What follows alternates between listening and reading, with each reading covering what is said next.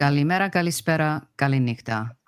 Turns out that we don't live in a wonderful world. Thank you for making the Highbury Squad part of your day. It's Monday Madness, and I have a couple of very special guests here tonight. Here we go.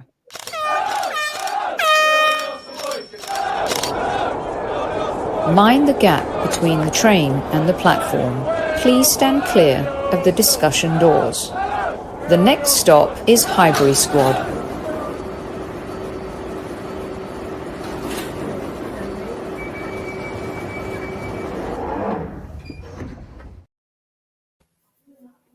Good evening, everyone. Welcome to another live edition of Highbury Squad. And I'm delighted to welcome back someone who is totally unafraid to speak his mind when it comes to the PGMOL and the officiating we've seen this season. Mr. Keith Hackett, referee legend, welcome back to Squad Central.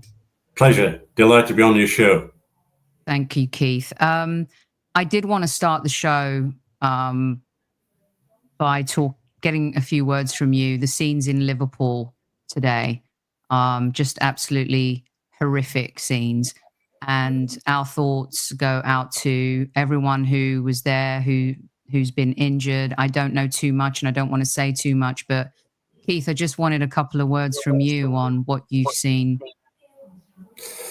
I think on a day when Liverpool fans and the city of Liverpool want to celebrate the success of their team, thousands upon thousands have turned out onto the streets of Liverpool to watch the usual ceremony of a bus going through the city. Sadly, we've witnessed and I've seen some shocking footage of the carnage caused by one driver in a car. And my heart goes out to those that are injured. I hope that no one has been killed. But sadly, the car was moving at pace through a crowd, and one just shudders at why these things happen. There were plenty of police around. I'm sure that security was tight.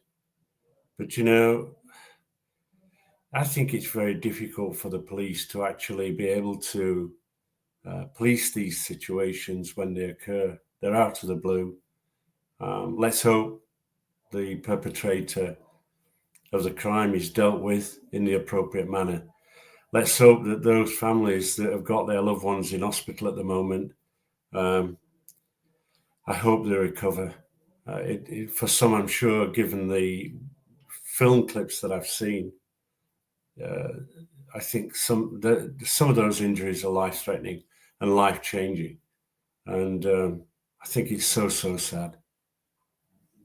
Yeah, I agree. And we'll talk more on this. And thank you, Keith, for sharing your thoughts as well with us. We'll be able to talk about it more when we know more as well. But our thoughts to Liverpool Football Club, the supporters. I have to say, I just an hour ago got a message from a friend of mine who was going to the celebrations today, and to see that message pop up is a relief. And I hope that as many families as possible can get that relief. Feels weird talking about football, but unfortunately life goes on, and the season is over, Keith, and Liverpool rightly crowned champions. I wanted to get you back on as soon as the Aston Villa incident happened yesterday. There are a few things I wanted to touch on with you in terms of what you think could happen next season. But there have been some egregious decisions. You've reported on a lot of them. But Keith, what happened yesterday? Is it a law, a rule? Has logic completely gone out the window? VAR couldn't even intervene. Talk me through what happened yesterday. I think the first thing that when we brought in professional referees, and I was part of that process, this was to actually ensure that referees were fit, were mobile, were given great leadership and direction in terms of application of law.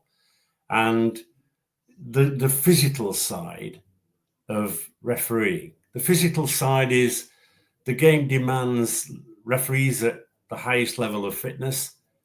And the change that I witnessed was in those opening stages of the the PGMOL way back in 2001, I think it was that the game was about endurance for referees. Could they last the 90 minutes? Or could they do 90 minutes plus another 30 if we were going to a replay? But we were plodders, putting it bluntly. I was one of those. Mm-hmm. You know, I had a job. I trained as often as I possibly could. But I was under pressure always to get time off from work. So when we introduced professional referees, what did we do? We brought in a sports scientist. We brought in a sports psychologist, a vision scientist. And what did we do? We changed the whole concept of referee training. It was measured. It was like a professional player. The change was we moved from endurance running to dynamic sprinting. And the reason I mention this is the process of a referee is to see, recognize, think, and act. And if you don't see, you start off making errors. So at the basis of this decision, the wrong decision by this referee was that he was too far away from play. And I don't buy into this scenario, well, he was caught out of position. If he's experienced enough, he shouldn't be caught out of position.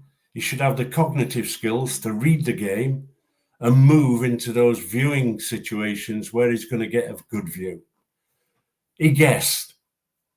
The goalkeeper did not have possession of the ball. He touched it, he fumbled it. Now, if he had possession of the ball, and that is one hand on the ball and maybe the ball in contact with the ground or in contact with his body, or two hands on the ball, he's in possession. And that player cannot go for the ball, particularly with his feet. But the player actually challenged for the ball in a fair and equitable manner because the ball broke loose for him.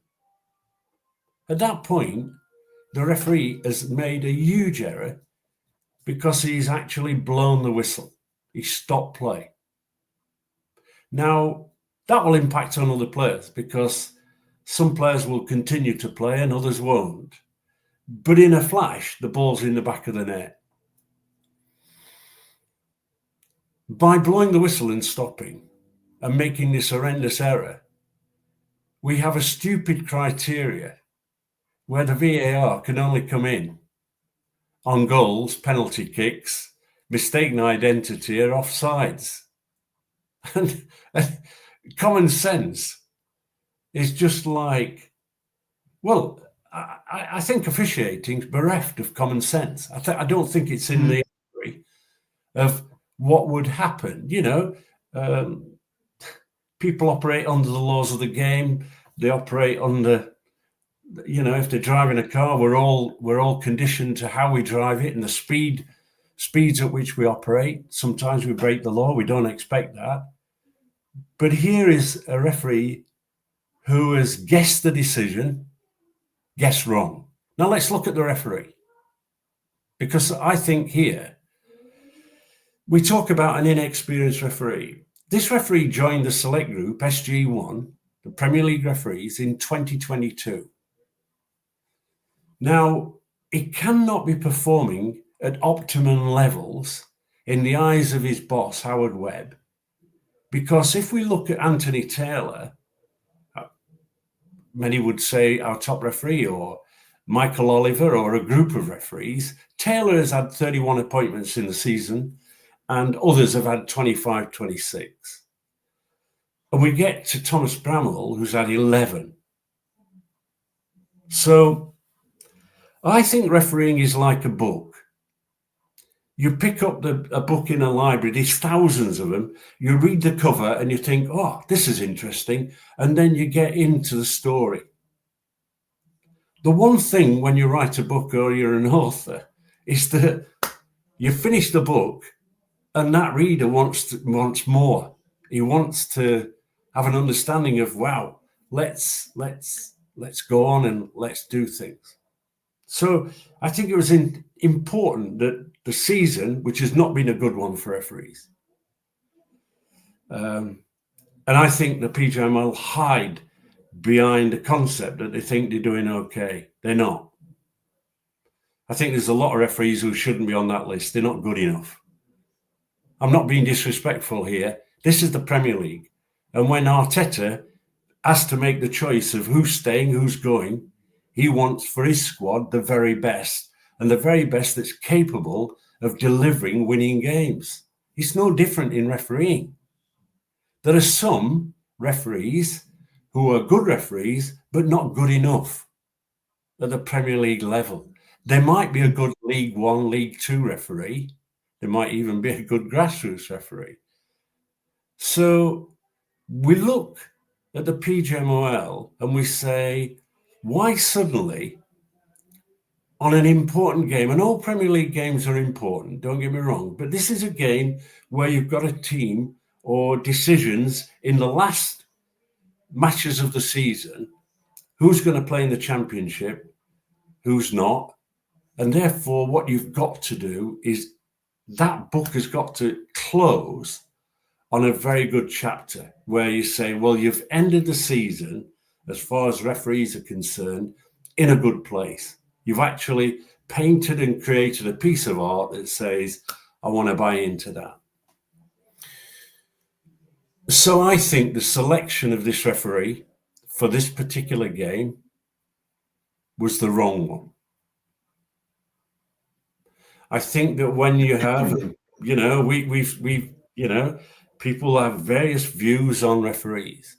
I wanted a referee on this game, on every game, to be in that 25, 26, 31 game performances. Taylor was out. He had a game. Oliver, who I've been critical of at times, but he is regarded, he's a world-class referee. He's, you know, he's World Cup experience. I've said at times I think he's been lazy. I don't think he's had his best season. But he's sat at Stockley Park. I can't get my head round that. Unless he's injured. But Keith, yeah, so you see how, forgive me, so you see how ultimately at the end of the day, the referee, Thomas Bramwell, is carrying the can. But the person who should be carrying the can here is Howard Webb and his coaching team. They're not good enough. His coaching team are just not good enough. And this summer, he really does need to make some big changes. So there's a couple of things and that my listeners are very curious about, and I'm going to read out a couple, and then I want to kind of encapsulate it with, because they also had 37 other games to try and qualify for the Champions League, but this was a pivotal decision that changed the course of that for them. And then people say, well, they were down to 10 men. You don't know what would have happened. Well, it could have been a different game. They weren't allowing United absolutely anything with the 10 men. So I just want to read these out for you. K Marlon says, Aston Villa is seriously robbed, but Emery will win the Europa next year. Probably. Imran.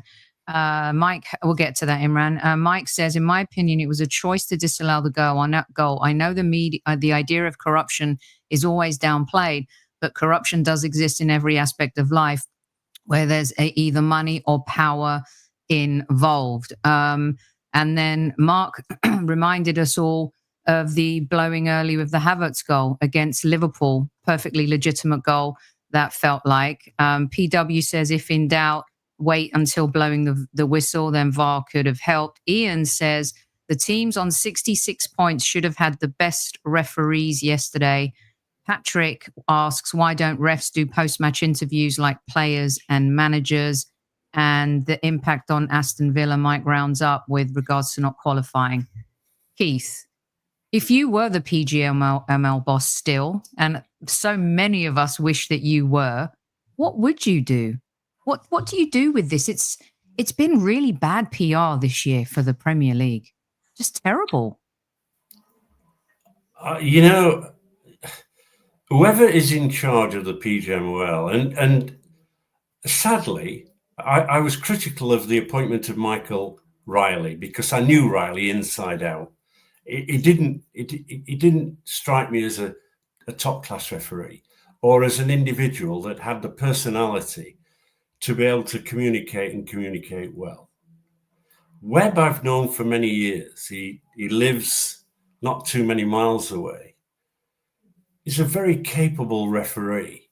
You know, only the second referee in England in the modern era to referee a World Cup final. When he came into the PGMOL, I expected a lot. I expected some dynamic changes, real changes. I expected a clear out. So the first thing that is required is, what is the business objective? I think we need to understand that the PGMOL have to create a cadre of world-class referees, not just one or two. They need 10, 11, 12. And I think the progress is that unless you're driving people, giving them direction, coaching them well with the very best coaches, and then also having accountability. I go back to my time and I think to myself, given some of the performances, how many referees would I have kicked off this panel? Well, if you were the boss, what are you doing? If I was the boss, there would be several that would not be on this panel. That's the first thing. Now, when we also look at how they have managed the technology, which is there supposedly to improve the standards of refereeing, they, after 5 years now, have still not got to grips with it. You know, the guy who runs the PGMOL should be a leader that actually stretches the IFAB, the lawmakers. We should be at the forefront. You know, they didn't accept goal line technology when I wanted goal line technology, but I stuck at it. And I enlisted David Dean.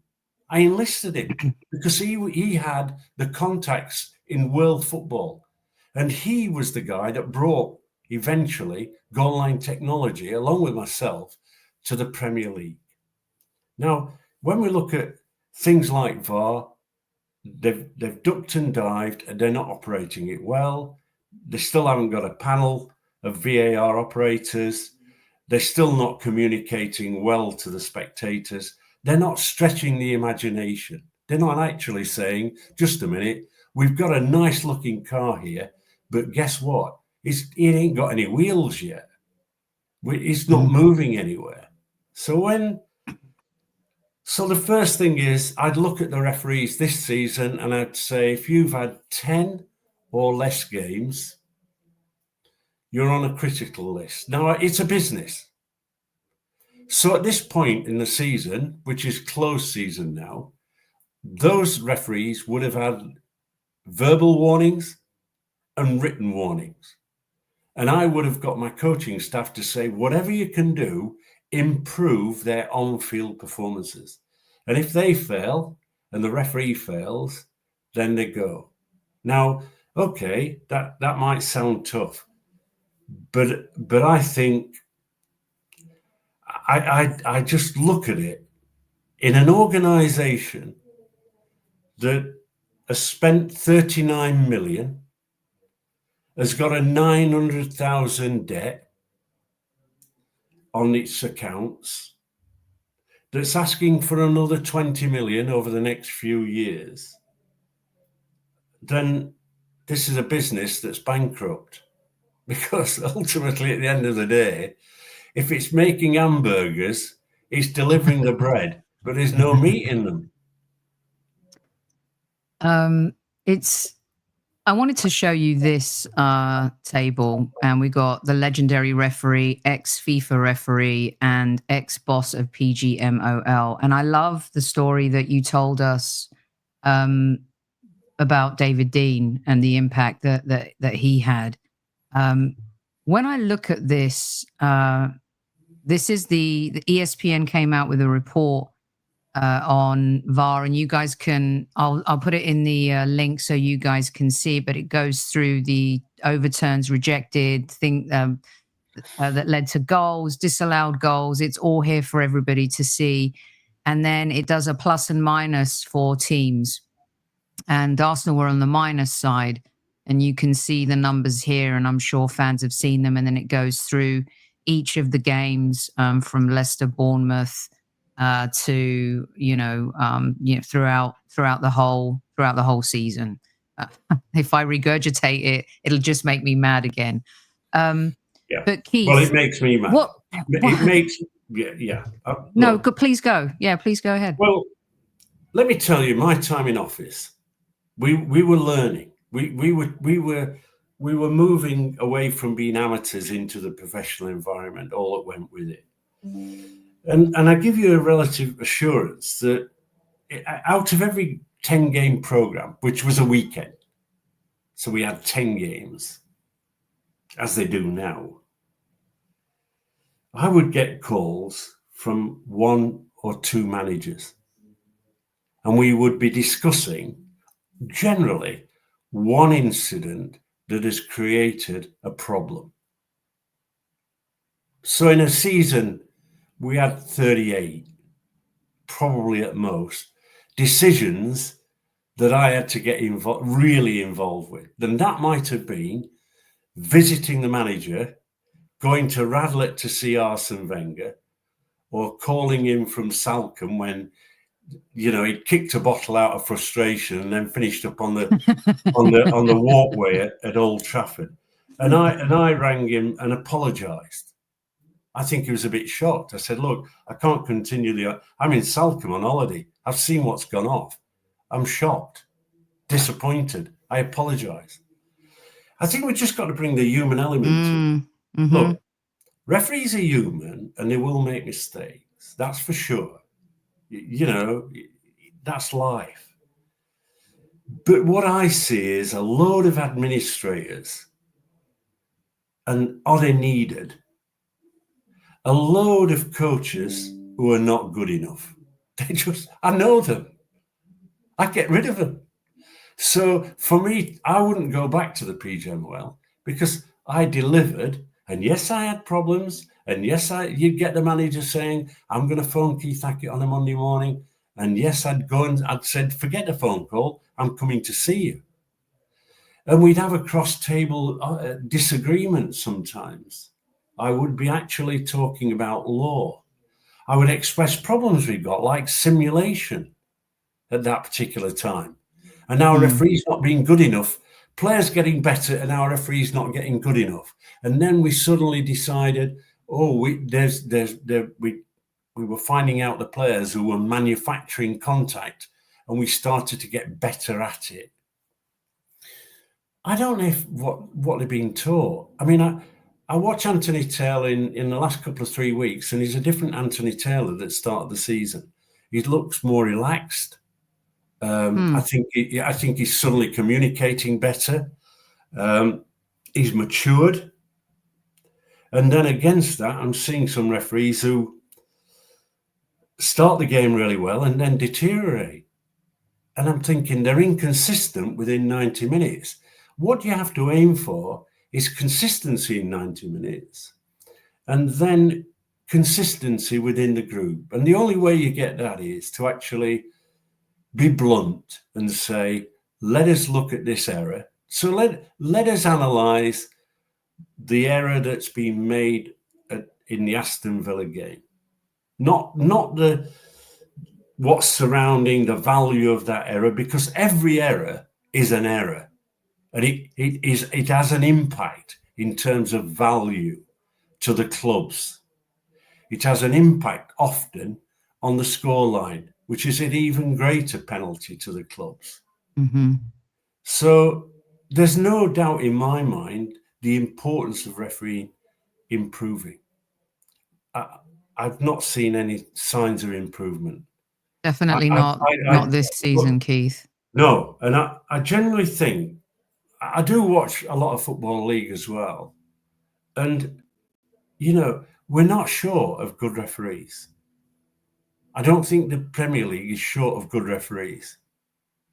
But what they're short of is the dynamic of leadership and direction. What are you expecting your referees to deliver?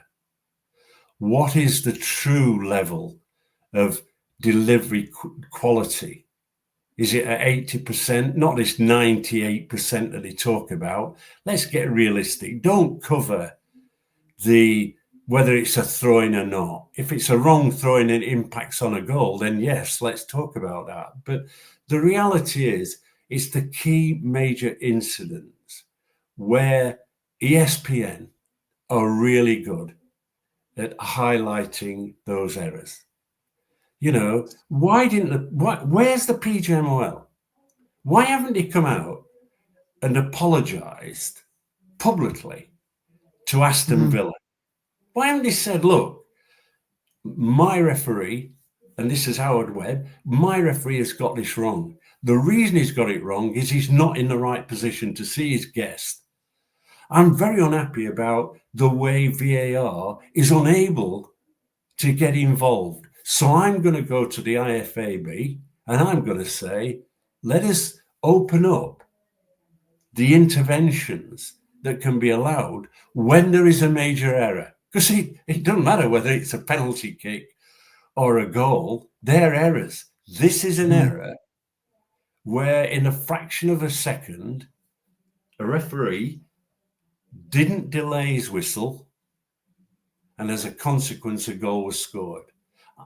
You know, I've blown the whistle thousands of times, and you will get a lot of referees stopping at that point. A lot of players, stopping at that point. And that gives, if you like, a greater exposure to goal and a goal being scored.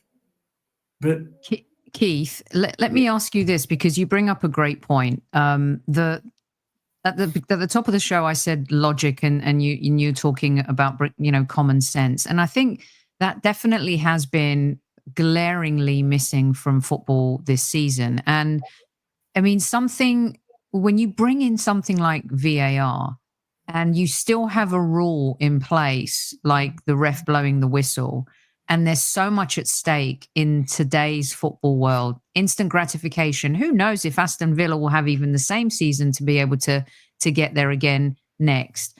But there's a couple of comments here, and one from Mark, which is, again, about inconsistency. Howard Webb has shown how inconsistent he is on mic'd up with his Kovacic comment about the ref not wanting to have a negative impact on the game. And there's been these ups and downs all season. And then Patrick is asking, can you please ask Keith, when decisions are made, how much say does Webb have?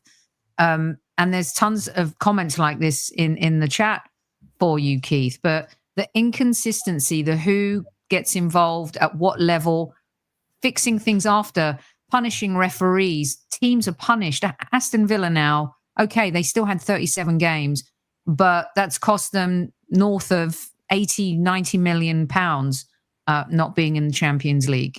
There's too much at stake. Yeah, I mean, when you look at Arsenal and the results are negative, who carries the can? Arteta. He's the man in charge. He's ultimately the guy that selects the team and the tactics. And yes, he's got experts around him to guide him. That's why they're a top team. Howard Webb is the decision maker. If he's not, and he's under the pressure of other people around him, then he should resign, because that is a job that I would not accept. Because if you like, he is the guy that fronts up the PGMOL, and he is the guy that is responsible for the delivery of the performances out on the field of play. His subordinates, the referees, should deliver to a very high standard. And if they're not, he is the man that has to make certain that they do, and he makes the changes to do that. He reports to a board of directors. What amazes me is two things. I can tell you in the past, if there'd been one or two poor performances from my referees, I would be asked to visit the Premier League office and be informed that the Premier League as a whole were unhappy with the performance of the referees. They wouldn't influence, by the way, who I selected to referee any particular match, but they would make their observations known. Now, so I think to sit as the CEO of the Premier League, I wonder what Richard Masters is actually saying. Look, the reality here is I'm not daft. You're certainly not daft. And I don't think your listeners are daft. But it's evident to me that the media as a whole are being suppressed, that managers are being suppressed. And that is not good for the game. The manager yesterday at Villa was fuming. And I can understand why he's fuming. That is why I said 30 minutes after the game, that manager can knock on the door and he can actually request and have a discussion with the referee. Inform me, please, why you blew the whistle. And I would expect, as a subordinate, that referee to actually say it as it is. Look, I thought I saw it and I made a genuine decision, but on review, I've got it wrong. But I say now, mic'd up, right, is a show that's they pick the easy ones. They pick the decisions that we all agree with. They don't take the ones that they're defending. They shape the show to suit themselves. It's you know. I mean, in recent days, I think what's been interesting, I watched the Ref Watch today, and Dermot Gallagher said it was the wrong decision by the referee, and I'm applauding him. Wow, he doesn't often say that, does he? No, and then 2 hours later, somebody sends me a note saying that's the last one. Sky have closed that show down. Really? Thinking, that's why he did it. Yeah, I mean, whether that's why wouldn't they continue having Ref Watch? That's I'm going to bring Tom. Yeah. I'm going to bring in my next guest. But Keith, meet Tom. He's the chief Arsenal writer for Football London.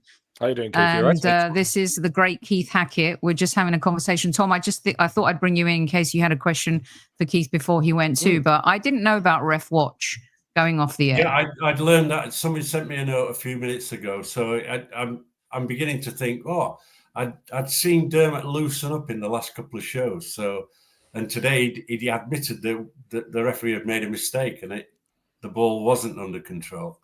And I thought, wow, Dermot, you got it right. I'm agreeing with you. I haven't often agreed with his view. Wow. Tom, did you have a question for Keith before we let him go? I know these stories you've covered. I shared the ESPN stuff with the squaddies from the article that came out 5 or 6 days ago. Do you have a question for him before? Yeah, of course. No, I think. First of all, Keith, pleasure to meet you and speak with you. Pleasure to meet you. No, I've obviously watched Ref Watch a lot. I've read the weekly ESPN articles. It gets to the stage where I thought that from an Arsenal perspective as well, that I needed to take matters into my own hands, and we started producing a weekly kind of referee analysis, not analysis from the point of view of somebody who's ever done that position, but just from the perspective of somebody who's watched the game, goes there home and away and watches the fixtures and the decisions and gives our verdict on what we think was the right decision or the wrong decision from our point of view. And it doesn't go into like the details, the letter of the law and things like this, but just kind of more in a footballing sense of what we think is the right thing. You know, when we think a handball is a handball, and we think that the marginal offsides that we see these days or a toenail is enough to rule out a massive goal in a game and things like this. So Keith, I think the question I have for you is that, are you concerned in some ways? There's a lot of talk around how referees are viewed and the analysis of refereeing decisions. And it's a question I've asked before. I think I asked Peter Walton in a previous interview a similar question. Are you worried that kind of the analysis and the exposure of referees these days and the amount of technology that's available to them that makes mistakes even more glaring when they come up could discourage young referees from coming through and taking on that responsibility? And we could be in a position perhaps in the future where we're really short of willing candidates to take those positions on. No, I'm satisfied that is not a problem. We have, I think, a high number of referees operating in England. It's somewhere in the region of 37,000. It's considerably up on previous years. A lot of work being done by people at the FA, in particular Ross Joyce, who is a Football League referee and involved in recruitment, retention, training, etc. So I don't have that massive problem. And plus the fact that when you see the incentive of Anthony Taylor or allegedly earning $250,000, that is a further incentive, because we're looking at fairly high earners now in refereeing. Not the do the cup final and get 35 quid, which is what I was paid. But in helping to set up the PGMOL years ago, that was the plan. The plan was to put value into refereeing and give them the training and the requirements that go with it. I think that, like any sport moves on. And I think that when we look at the technology, having been involved in goal line technology and understanding that detail, having worked very closely with Dr. Paul Hawkins at Hawkeye before they were purchased, and the Getty family sold that company off, I know that to get goal line technology operating, we had 7 cameras around each goal. They were operating those cameras at 500 frames per second.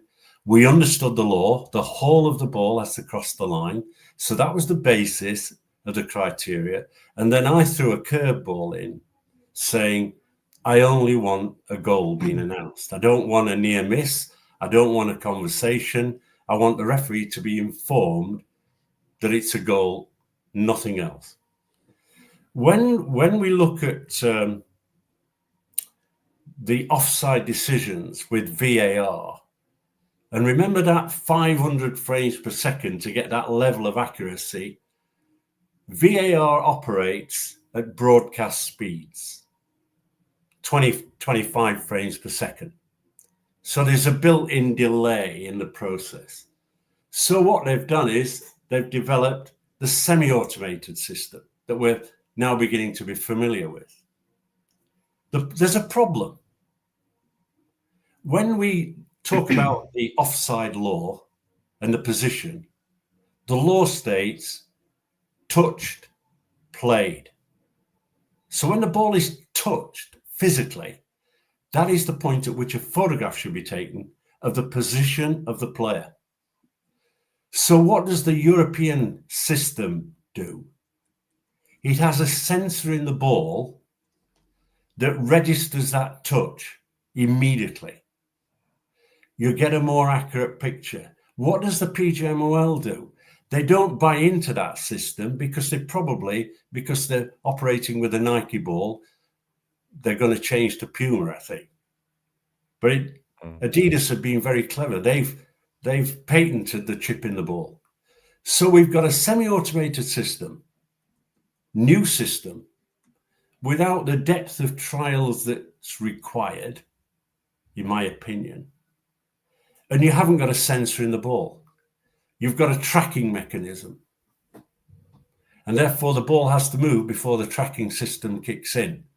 And if I told you that Thierry Henry operated when he went out on a run at 7 meters per second, right? That is the run, a high-speed sprint. It's nearly as fast as measured by players. Can you imagine the toenail and the accuracy of it? So I'm just a guy who says, bullshit. You're not gonna kid me that system is as good as it should be. So that's the basis of that whole aspect of the technology. You, Mr. Webb, ensure that what you're delivering to your match officials is the right level of equipment. You, Mr. Webb, have to ensure, like the driver of a car, he does it automatically, and he's not mumbling and mumbling and fumbling around bits of technology. So if it's that good, why have we had 2 situations where we've had 5 minutes delay on an offside decision, and then having to bin during the game the decision because they were a crowded penalty area? Well, that's what you get with offsides, crowded penalty areas. So for me, this is about, we don't put a pilot in an aircraft unless they've been fully trained from a communication point of view, from a technical point of view, and to deal with crisis. And therefore, that's all you're doing with refereeing. You're actually training them and educating them to not have to worry about where the gear stick is in the car, where the pedals are in the car. Like you, when you're driving the car, you don't worry about the technology that you used to worry about when you first sat in it. And you don't have to worry about the highway code because you're generally absorbing it on a regular basis. And I think that what we've lost here is the ability to create a cadre of world-class match officials who have personality, who can communicate with the players, who can actually be proactive and prevent the problems that they're seeing and encountering. If you're going to go into a penalty area and say, stop the grappling, stop the hauling and mauling, and then come away and allow it to happen, what's going to happen? You're wasting your time as a referee. You're penalised. If you're going to a situation like the one at the weekend, the boss should come out. Where is Webb? Don't wait for the mic'd up show in about 5 weeks' time. Come out now and say, this is an error. It's an error because the referee was not in a good position. He guessed the decision. And because he blew the whistle, the current VAR protocol does not allow the VAR guy to come in. But you know what I'd be doing? I'd be stretching that protocol. Just like you, when you drive in a 30-mile-an-hour limit, you're doing 32, 33, and you're still happy, right? Yeah. Stretch it a bit. Use a bit of this. Use and apply common sense. And refereeing should be natural. I think back to referees like Jack Taylor, Pat Partridge, George Courtney, Clive Thomas, and others. And I think to myself, where have those referees gone? I think about Mark Halsey, who was an individual with great personality, but they won't have him anywhere near the refereeing. Just a little bit like the way football's turned robotic, I think, and you say something so clearly, and we're going to let Keith go now, but yeah. Keith, you said it brilliantly. It's so easy to come out and make a statement, especially when the rule is obvious to them and everyone what happened. It's not one of those it's a contentious situation, of course, but he can come out simply and say exactly what you said. Keith has promised to come back and do a full Q&A with you guys. Please follow Hackett Keith on X, Hackett Keith. Thank you so much for joining us, Pleasure. Keith. You've given us some extra added time as well. I know it's been a long day for you talking about the Aston Villa incident, but I'll reach out again in a few weeks for a Q&A if that's cool with you. Right. Pleasure. Thank you. Pleasure, Thank Keith. you so much. Have a great night. Take care. That's Keith Hackett, everyone, former FIFA referee and the former head PGMOL head. I love that guy, Tom. I have a lot of time for Keith's work. I've first time having the pleasure of speaking to him in person there, and I've watched back, and I just love his honesty. I really do. I enjoy listening to Keith talk because whenever I either listen to him speak or I read some quotes of his in an article, I just know they're genuine, and that's what I like about it. So I agree with you completely. So do you want to know what happened just before I came on air, everyone? I had prepped visuals for the show today. You know, you're probably wondering, where's all the lovely pics you usually put up?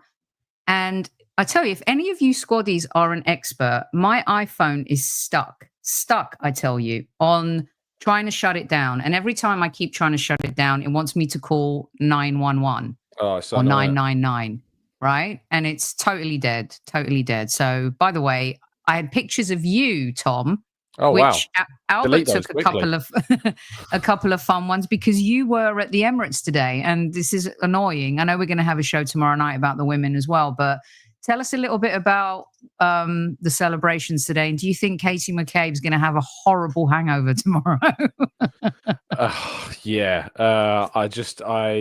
You may have seen while Keith was just doing that little monologue there. That I was handed this scarf because, of course, I was at the event today, and I was there covering it for work. I was doing a live blog of the Football London website, and I just went along and in plain clothes because I'm a journalist instead working. And all of a sudden, I won't name them, but a friend of mine came up to me and went, "You're underdressed," and wrapped this scarf around me while I was covering it, and it's like a custom Arsenal women's Lisbon 2025 scarf. Wow, that's so cool. So I didn't realize at the time I thought it was just a generic Arsenal one, but it's a custom one, which was great. But yeah, as soon as you give Katie McCabe the mic, you know what's going to happen. So I don't think anyone can have any surprises about what we heard. It looked like there was a really great turnout as well. 10,000 plus. Yeah. Look, Tom's already sent me how to hard reset. I've tried. 10,000 plus. Sequence of button presses you have to do these days. So just follow that instructions. Okay. All right. I will. So 10,000, it looked like an amazing crowd. Can you help just clarify as well? I know that a lot of Arsenal fans were like, why aren't the women getting a parade?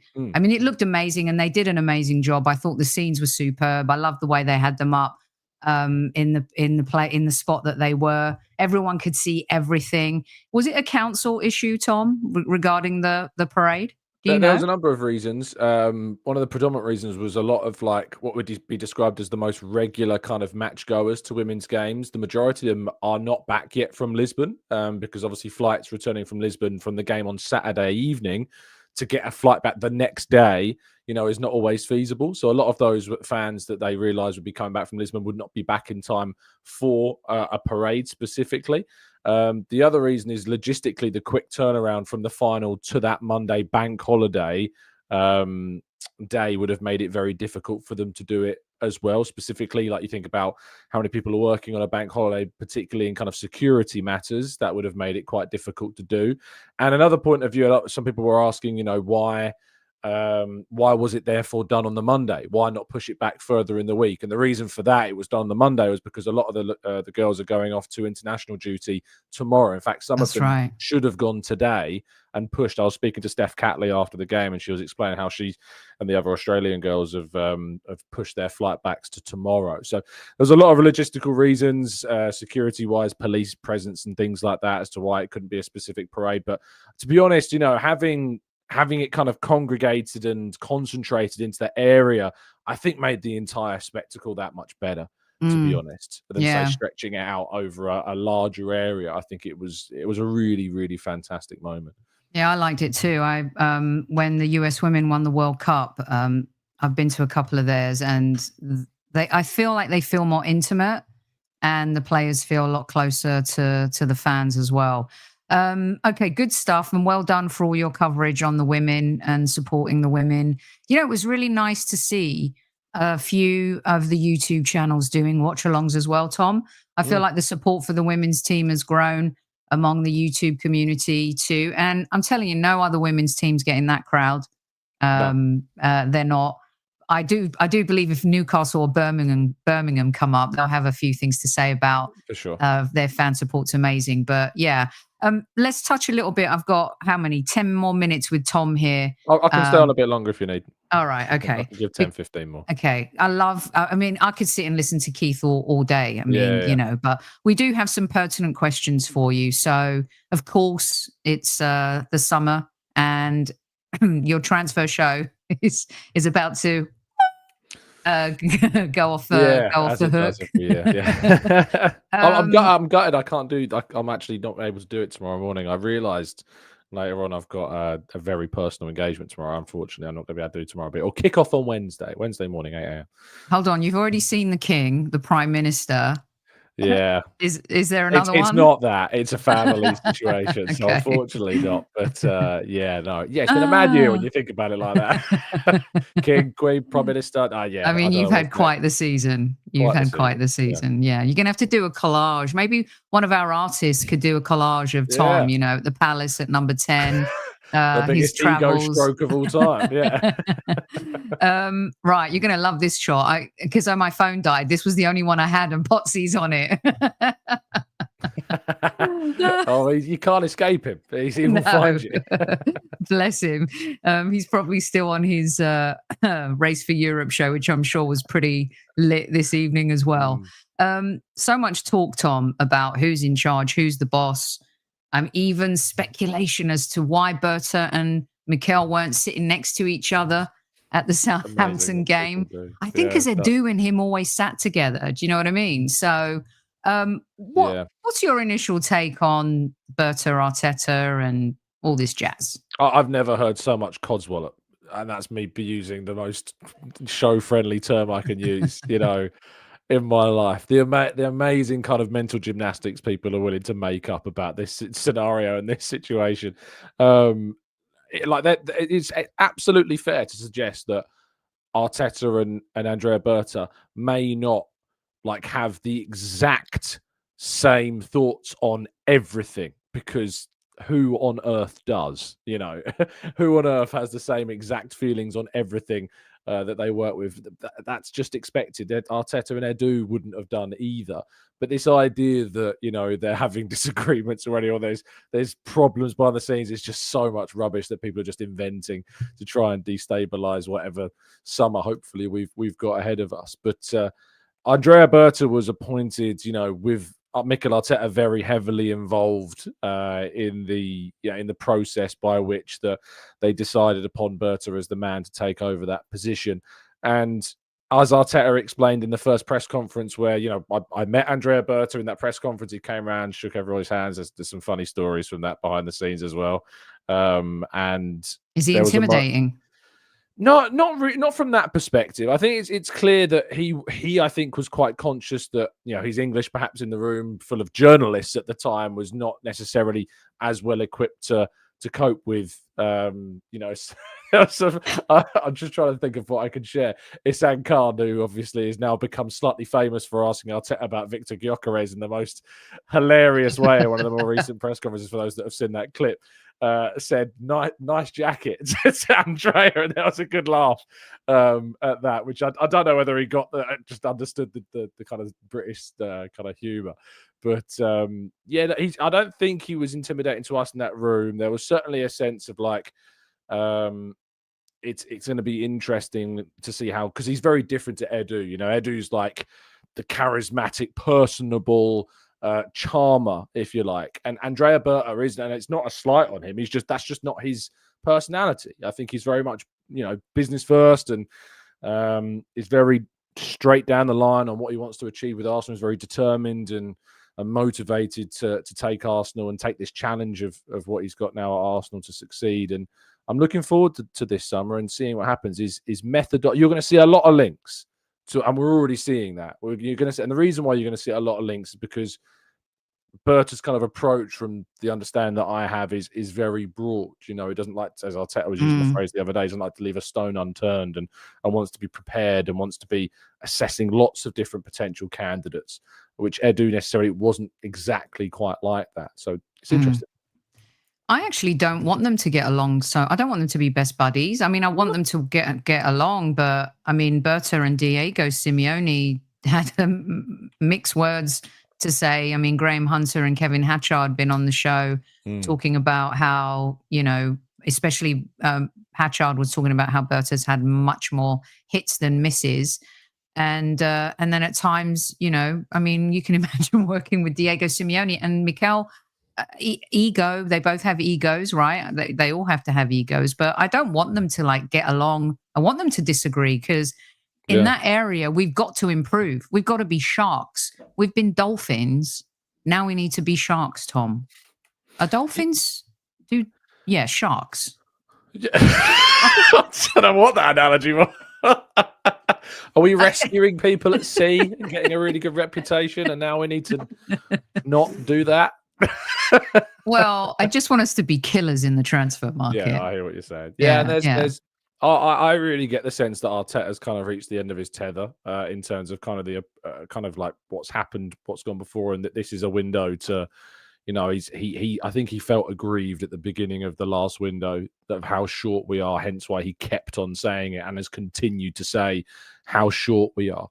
I thought the words are used in the last two press conferences of the season at the Emirates, and then, of course, the other day at St Mary's, where he said the words, you know, I'm going to insist on it. Words like this, I'm going to be very insistent.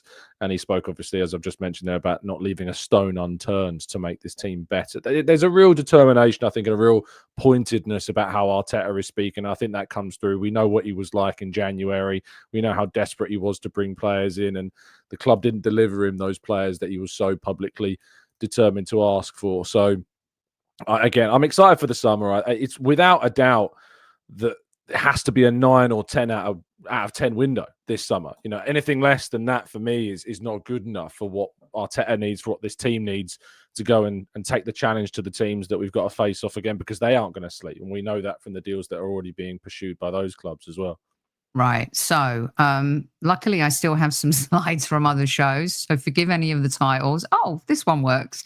So Zubi's a done deal.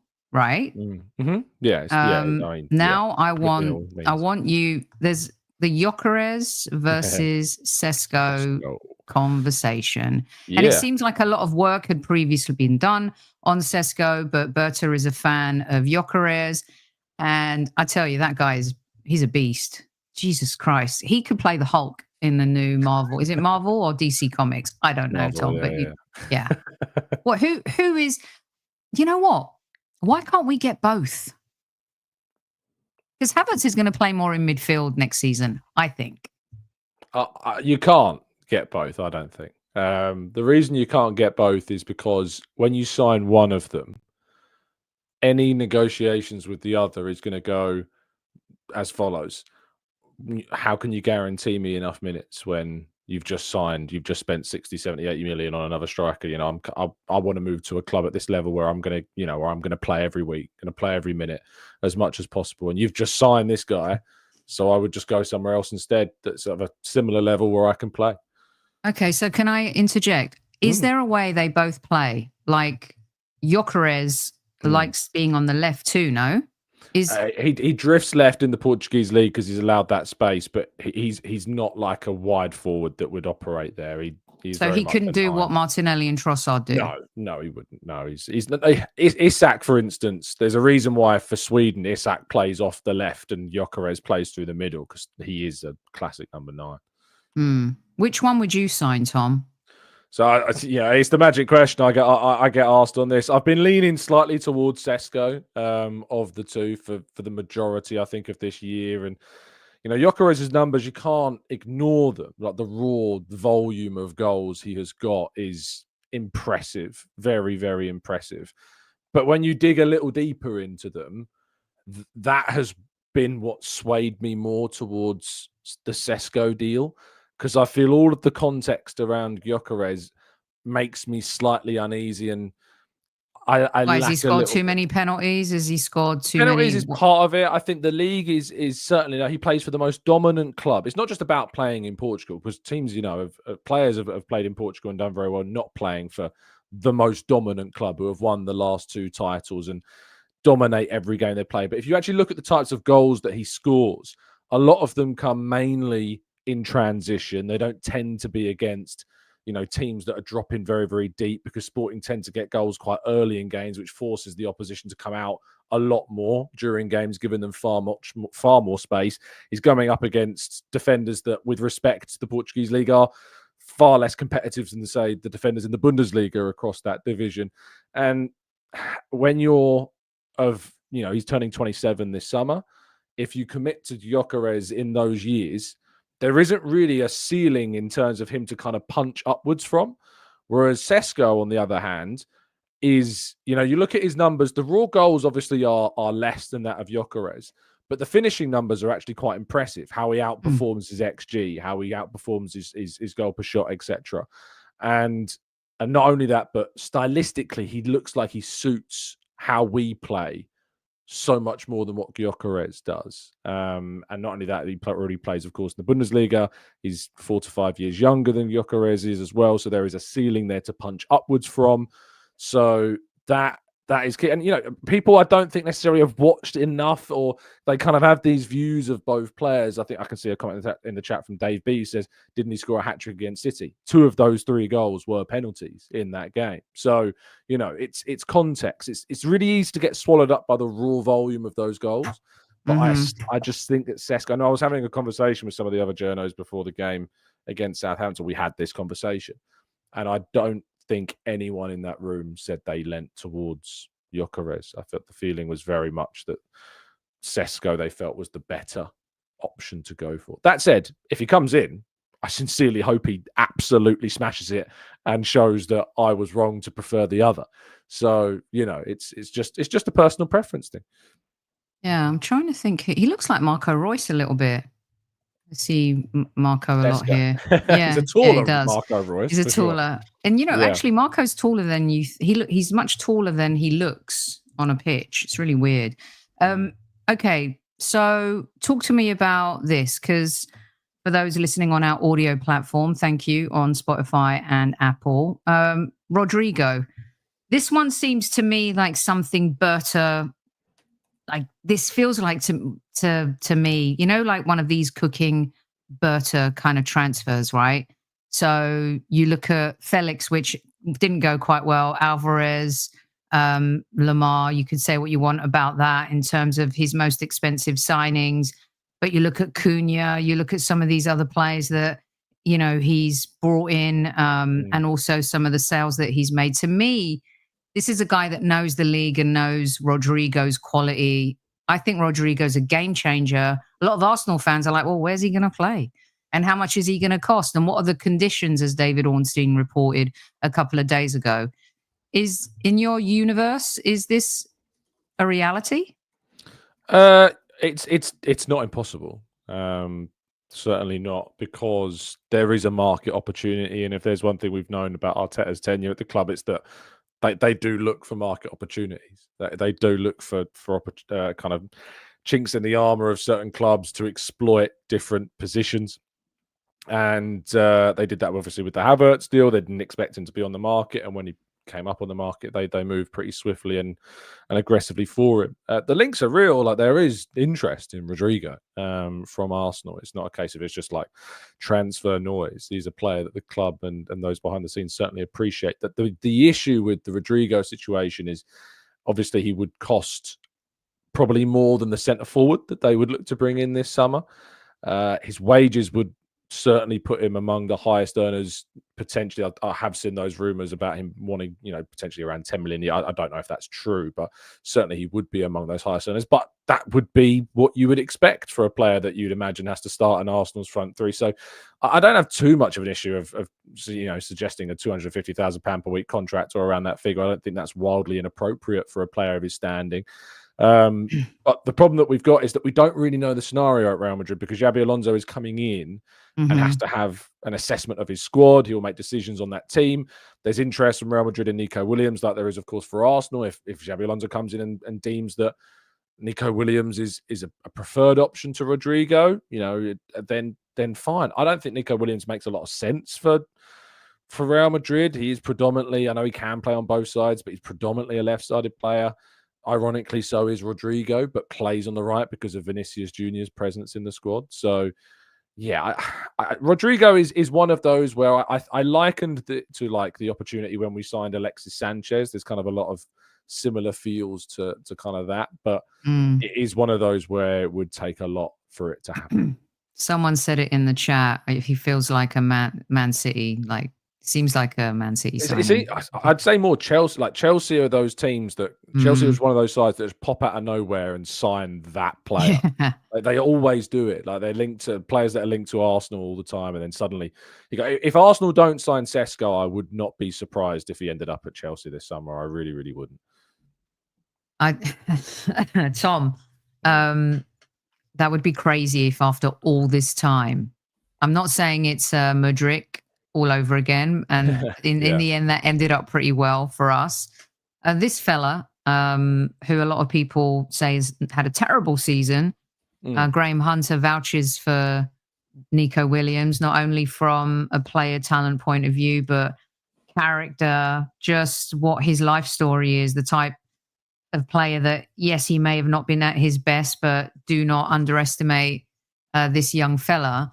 Wages are high. Is this has been swirling and swirling? Arteta likes him. What's the reality with Nico? Oh, that is true. You know, he is very well appreciated at Arsenal. Nico Williams is a player that they were open to potentially doing a deal with last summer, but it was his preference to remain at Athletic Club. But that makes sense. The Europa League final was being played at San Mamés, and having the opportunity to potentially win that in his own stadium was a great kind of ambition. That went, and now it seems that this is a summer where he could go. This season, he's been struggling with a groin issue and some other muscular problems, which I think have obviously played a part in why his numbers have not been the same as they were last season. Last season, he was incredible, like really, really, really impressive, not just, of course, for Athletic Club, but also for Spain as well, and scoring, of course, that huge goal in a European final. Shows you that he can do it, on the biggest of stages. But he ended the campaign with 26 goal contributions, 18 assists and 8 goals. And Arteta talked about adding, creativity and not just goals, but adding more ways to score goals. And I think Williams certainly does that. I think he's more successful at kind of beating a man than what we already have as well. And we lack that a little bit. So I'd be very open to the idea of seeing Williams at Arsenal next season. I think he would be a good option for us. I think there are more opportunities in the wide area to get like a quality wide player than there are, sadly, despite it being an absolute necessity to get one, but more so on the wide areas than there is perhaps through the middle this summer. All right, so let's get you out on a couple of these, Tom. We spoke to Ben Jacobs about Big Gabby and Saudi and the interest from last transfer window. Same with Trossard. And this kind of just weaves into players that are really integral to the starting 11. And I was listening to one of your shows and I totally agreed with you when you were talking about we can't let certain players go when we're trying to build on what we have. Yeah. You just can't sell a Trossard when he's a really good squad guy, can be a super sub, and maybe as he gets older, he accepts that role. You just can't sell, Big Gabby to Saudi when he and Saliba have the best partnership in all of Europe. You just can't sell these players. Get rid of Fabio Vieira, get rid of Lokonga. I can't believe that name keeps coming back, by the way. Nelson, Tavares, all of those guys. Do you see Zinchenko? I think is a good asset. I think he could, bring some money in. But of that core group and anyone on the bench, are they staying mainly? Is there going to be a surprise selling in order to bring in some of those bigger, maybe hopefully world-class names? Only if a really substantial offer comes in. It'll be Arsenal's priority to keep the core players in that squad. I think fans fall into the trap too quickly, as I mentioned on that show you alluded to, of wanting to get rid of players just because they're maybe just not the biggest fans of them, or they don't think necessarily of the right level. And Ian in the chat box says it right: add, don't replace. It's about adding. It's not about going one for one, one out, one in. Arsenal need to strengthen. The reason why we have struggled this season because of those injuries has been mainly because of the shortness. And when we've missed a player or two, that has snowballed and put more pressure and more strain on the players that are available. Trossard's injury record is very good, you know, in keeping players that can continue to play for you and be available for the majority of a season is really important. Trossard is at the centre of a lot of really important goals for Arsenal over these last couple of seasons. You know, winners against Liverpool, goals in big moments against Chelsea when we're losing, or against Bayern when we're down. The goal against Porto in the last 16 of the Champions League. You know, there are big goals that come from Trossard. I don't think necessarily this has been his best season. I think he's been overplayed, to be honest, in a number of areas because of the shortness that we've had. I don't like him really in the centre-forward role. I think he's best playing off of the Kai Havertz. And I think actually without Havertz, his form has faded as a result of that. So, yeah, you have to keep him. You have to keep, I think Jakub Kiwior's another one. Like before we were talking about him leaving, I think you have to keep Jakub Kiwior. I think he's a really important part of this group. I think it's really important that Jakub Kiwior stays and is a good depth option to Gabriel, because Calafiori's fitness is not guaranteed. And I love the fact that the fans were singing his name at Southampton. I think he's earned that respect, earned that plaudit. So, yeah, I think that only players like Martinelli and Trossard will leave, and Kiwior I'd throw into that as well, if a really substantial cannot say no to offer arrives for them. Yeah, I mean, Kiwior, I think there are many of us who owe him an apology. I think that he's proven that if something goes down with one of those two guys, he can step in and step up. And when we don't know if Calafiori is going to be a Tomiyasu 2.0, I mean, that is exceptionally worrying, Tom, in regards to play, can't play. You know, it's scary stuff, because that was quite a substantial investment. Kiwior to me seems like the perfect, I know he wants to start, every player wants to start, but it's your job to convince that player that they're part of something. And, you know, again, we go again with four trophies. So, all right, I'll get you out on this one. What's your message to Arsenal fans for going to be a lot? What was that? Jason Donovan remade the song, but I think who originally sang it? I'm sure Mark in the chat's going to be able to tell me. You know, it's gonna be a long, lonely summer, darling. I promise you this. Yeah, I'd tell him to go have a break. To be honest, you know, go on holiday. That's what I'm going to do. Taking a break for the first time in a long time when I go away in June, and I recommend you do the same.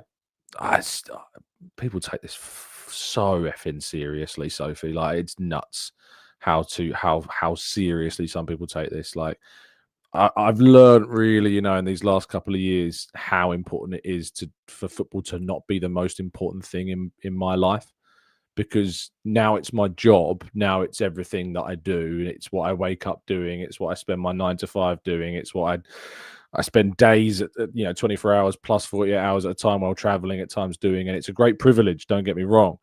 But family, friends, hobbies, interests, you know, outside of it are such a necessity. Like, please escape from football, you know. And I know I'm not exactly the best marketeer for my own channel by saying that, but I'd much rather you looked after yourself and your sanity than watch me lose mine. So, you know, please do take a break this summer, because you absolutely need to. I mean, the window opens today for a short period. First of June. 1st of June. Oh, I'm heading ahead of time. Okay, 1st of June for a couple weeks before the Club World Cup. 10 days. Yeah. 10 days, and then it reopens after on the 16th of June. 16th. So it's only closed for 6 days, and then it reopens until September the 1st at 7 o'clock p.m. 7 p.m. UK. That's a long time. I tell you, we better do some business early, Tom, just so we can actually enjoy part of our summer. Because, you know, if you want Sesko and he's the guy and he doesn't want to go anywhere else, just get him. Book him, Dano. Book him. Get him in. Bring him in. But, you know, when you listen to Ben Jacobs too, and you talk about it on your show, people don't realize how hard it actually is to sign a player. And I think Ornstein's really good too about explaining the conditions. And yeah, it's not easy. Not easy at all. Glad you enjoyed the show, Alison. Hit the like button. Tell everyone about Highbury Squad. I am kind of on a break already, says Albert. not until tomorrow, because tomorrow night we are going to be back live at 9 o'clock once again, UK time. And we're going to wax lyrical a little bit more about our women. And I will be able to show you the pictures that that Albert took of Tom. And they're actually really cool. You have no idea it's happening. We were on the phone to each other, and I was trying to spot him in this crowd, like desperately. And I was like, I can't. It's 10,000 people, Albert. I can't. And then I managed to see him. There was a wonderful night where we finally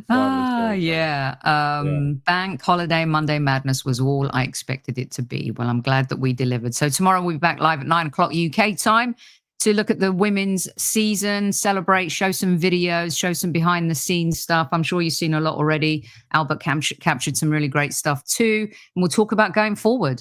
How do they break the duck and win the WSL as well? Tom, what you got coming up? Are you on tomorrow morning? When does your vacay start? Yeah, not on tomorrow morning, but I'll be back on Wednesday starting the Arsenal transfer show. I look forward to it. I look forward to my breaks in June, June 9th, I think. I'm heading to Canada for a couple of weeks. Where? Yeah. I love Canada. Vancouver. And nice. Vancouver and Banff and Golden and Jasper and so dude, you're gonna, when you see Banff, you may actually say God lives here. Even if you're an atheist, you may say God lives here. I'm just sending you a picture for you tomorrow, by the way, that I tweeted. It's like the most behind the scenes photo I think anyone could ever get of a trophy lift, because it's literally behind the scenes. So give it a look. I think I saw this one. Yeah, it's Caldente holding up, and we're like walking behind the awesome. trophy lift. That's pretty awesome. Well done, Tom. You've done a great job this season. Thank you so much for coming back on Highbury Squad. It's been a while since we've had you, and we really appreciate you. You guys know where to follow Tom, unless you're sleeping under a rock. Brilliant stuff from him, and also from Keith. Don't forget to follow Keith, Hackett Keith on X. We appreciate his time too. Squaddies will be back tomorrow night, 9 o'clock. Until then, don't forget to tell your loved ones you love them. You got a little bit of an extended Monday Madness tonight. Thank you to everyone. And the chat, you have been epic this evening. Very proud of you, barring one. Well done.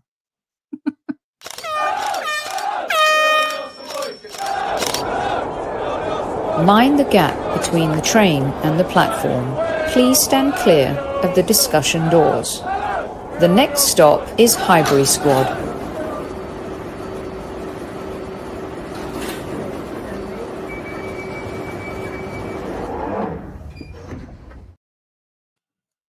For my